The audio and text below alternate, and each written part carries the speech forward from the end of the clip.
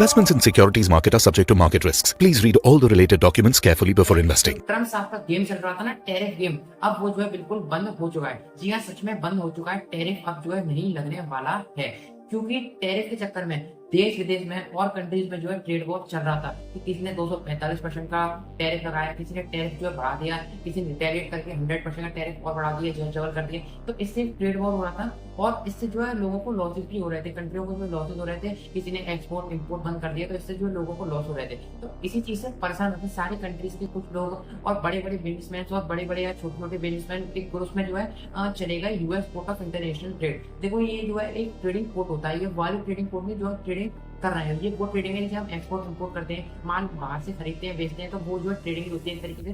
तो वो जो है सारे लोग मिलकर ट्रेडिंग पोर्ट चलेगा, जो कि यूएस के ट्रेडिंग पोर्ट में गए थे। अब एक तरफ जो है डोनाल्ड ट्रम्प साहब खड़े थे और एक तरफ जो है छोटे मोटे बड़े बड़े जो है बिजनेसमैन उनके ग्रुप्स खड़े थे।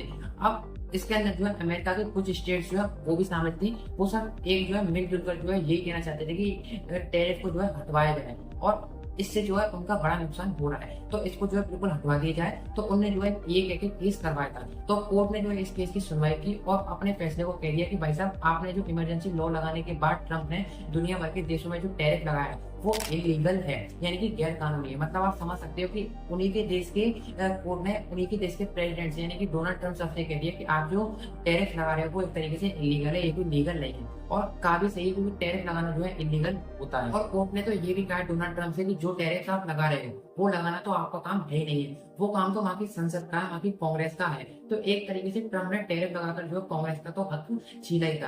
अब ट्रम्प के पास खाली एक ही रास्ता है कि वो जो है बार बार जाके सुप्रीम कोर्ट के चक्कर काटें, उसके दरवाजे खटखटाएं और अपनी बात को जो है मनवाने की कोशिश करें। लेकिन कोर्ट तो जो है मानने को राजी हो ही नहीं रही है, क्योंकि उन्होंने साफ कह दिया है कि जो आप टैरिफ लगा रहे थे अभी तक वो जो है इलीगल है और आप जो है आगे टैरिफ नहीं लगा सकते। और डोनाल्ड ट्रम्प की दूसरी हार्ट ब्रेकिंग न्यूज यहाँ पर ये भी है कि जो एलोन मस्क है उन्हें अपने एक्स डॉट कॉम पर यानी कि अपने ट्विटर पर ट्वीट करते हुए अनाउंस किया है कि अब उनका जो समय है वो डोनाल्ड ट्रम्प सरकार के साथ अब जो है पूरा हो गया है। अब वो जो है ट्रम्प सरकार का हिस्सा नहीं है। असल में कहानी कुछ ये है कि कुछ महीने पहले जो है एलोन मस्क पर एक आरोप लगा रहे थे कि वो जो है ट्रम्प के चक्कर में अपनी टेस्ला को जो है इन्वॉल्व कर रहे हैं। और वो दिख भी रहा था, क्योंकि जो एलोन मस्क है वो हर जगह ट्रम्प के साथ जा रहे हैं, रैलियों में उनके संग घूम रहे हैं, इलेक्शन हो रहे हैं तो उस जगह पे उसके संग प्रेजेंट है। तो उस चक्कर में वो जो है अपनी टेस्ला को जो है समय नहीं दे पा रहे थे। तो इस चक्कर में एलोन मस्क पे जो है एक तरीके से प्रेशर बना हुआ था। और अगर आप डाटा को देखोगे तो दिसंबर के बाद जो टेस्ला का शेयर था उसने ऑल टाइम हाई बनाया था, लेकिन उसके बाद से टेस्ला का जो शेयर है वो लगातार जो गिरता ही चला जा रहा था। मार्च के महीने में जो टेस्ला का शेयर है वो 55 से 60% जो है गिर चुका है।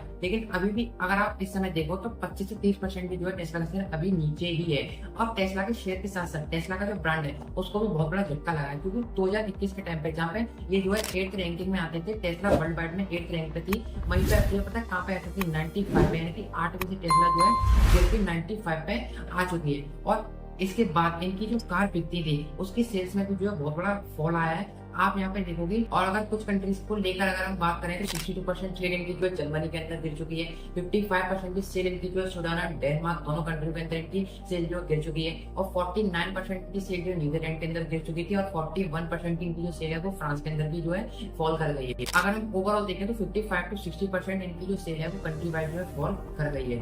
एंड अगर टेस्ला के प्रॉफिट की बात करें तो वो भी जो है 71% जो है नीचे आ चुका है, फॉल कर चुका है। तो आप सोच सकते हो कि टेस्ला का प्रॉफिट जो कि 71%, इतनी बड़ी कंपनी का जो है इतना प्रॉफिट गिर सकता है। तो इस तरीके से जो है एलोन मस्क के ऊपर एक जो है प्रेशर क्रिएट हो चुका है। और कुछ समय पहले इन्वेस्टर के संग इनकी जो कॉन्फ्रेंस भी होती है, जिसमें एलोन मस्क साहब ने अनाउंस किया था कि वो जो है अब ज्यादा से ज्यादा ध्यान जो है टेस्ला कंपनी पे देंगे। इनफैक्ट उन्होंने कहा था कि अब वो जो है 18 घंटे तक अपनी टेस्ला कंपनी के ऊपर काम करेंगे। तो अगर इस तरीके से समझे कि जो एलोन मस्क थे उनका ट्रम्प साहब के संग जुड़ के घाटा भी हुआ था और फायदा भी हुआ था। अब घाटा कैसे हुआ था वो तो मैंने आपको बता दी कि उनकी जो कंपनी थी टेस्ला वो जो डाउनफॉल में आती जा रही थी। और फायदा कैसे हो रहा था मैं आपको बताता हूँ। देखिए, जब ट्रम्प साहब ने रेसिप्रोकल टैरिफ सभी कंट्रियों के ऊपर लगाया तो जो सारी कंट्री थी वो जो है प्रेशर में आ गई, और प्रेशर में आने के बाद सारी कंट्रियों के बीच में जो है एक नेगोशिएशन चलना चालू हो गया। और जब नेगोशिएशन चलना चालू हुआ, जब नेगोशिएशन कंट्रियों के बीच में हुआ तो उसमें जो है नेगोशिएट किया गया कि हम जो इम्पोर्ट ड्यूटी और भी चीजों की जो है टैक्स जो है कम करेंगे जब तुम्हारा सामान हमारी कंट्री में आएगा तब। और इसी चीज का फायदा उठाते हुए टेस्ला ने जो है सब कंट्रियों के अंदर जो है अपने पैर जमा लिए,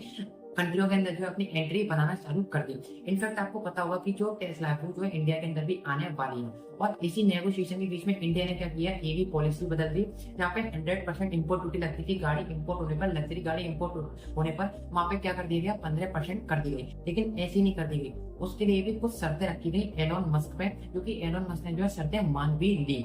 अब क्या होगा, जो टेस्ला है वो जो है इसी साल के अंदर, इसी साल के हाफ में जो है इंडिया में आ जाएगी। मैंने अपने इसके ऊपर एक वीडियो बनाई हुई है, आप ये वीडियो के अंदर समझ सकते हैं कि टेस्ला जो है कब इंडिया के अंदर आने वाली है, एंड टेस्ला की कौन कौन सी गाड़ी आपको कितने की पड़ने वाली है, एंड टेस्ला का जो शोरूम है वो कहाँ पे खुलने वाला है, टेस्ला की गाड़ी कहाँ से बाय कर सकते हो, वो सब चीज हमने इस वीडियो के अंदर जो है बताई हुई है। और क्या शर्तें रखी है इंडियन गवर्नमेंट ने टेस्ला के ऊपर, एलोन मस्क के ऊपर, वो भी सब हमने इस वीडियो के अंदर डिस्कस किया हुआ है। तो वीडियो को एक बार देख के आप जो है सब चीज समझ सकते हैं। बट अब यहाँ पे सवाल ये है कि अब ट्रम्प साहब का क्या रूप होने वाला है, और उनने जो एक डॉज शुरू किया था ना, अब उस डॉज को कौन संभालेगा। देखने वाली बात यहाँ पर यह है कि जो ट्रम्प साहब है वो इस डॉज को कैसे संभालते हैं एलोन मस्क के बिना, क्योंकि अब एलोन मस्क तो भाई साहब अपने रास्ते चल रही है, अपना गंदा पानी संभालना है। सो आई होप आपको वीडियो अच्छी लगी होगी, नॉलेजेबल लगी होगी। आपको वीडियो कैसी लगी एक बार हमें कमेंट बॉक्स में जरूर बताएगा। एंड हमने जो टेस्ला की कंपनी नॉलेज की वीडियो बनाई है, वो ये वाली वीडियो को आप जरूर एक बार देख लीजिएगा। आपको वीडियो कैसी लगी, वीडियो अगर अच्छी लगी हो तो वीडियो को एक बार लाइक कर दीजिएगा, वीडियो को शेयर कर दीजिएगा, चैनल को सब्सक्राइब करके बेल नोटिफिकेशन को ऑन जरूर कर दीजिएगा, ताकि स्टॉक मार्केट करने से रिलेटेड आपके पास वीडियो टाइम टू टाइम पहुंचती रहे। एंड ऐसी और न्यूज अपडेट्स के लिए हमें ट्विटर पे आप फॉलो कर सकते हैं। मैंने ट्विटर पे जो लिंक है वो अपने डिस्क्रिप्शन बॉक्स में डाल रखी है। एंड अगर आप ट्रेडिंग या फिर इन्वेस्टिंग करते हैं तो उसके लिए आपको जरूरत पड़ती है कुछ अच्छे डीमेट अकाउंट्स की, तो अच्छे डीमेट अकाउंट्स के लिए मैंने अपने डिस्क्रिप्शन बॉक्स में दे रखी है। आप लिंक पर टैप करके घर बैठ के फ्री में डीमेट अकाउंट जो है ओपन कर सकते हैं। एंड टेक केयर सर, जल्दी मिलते हैं अगली वीडियो में, तब तक के लिए जय हिंद जय भारत।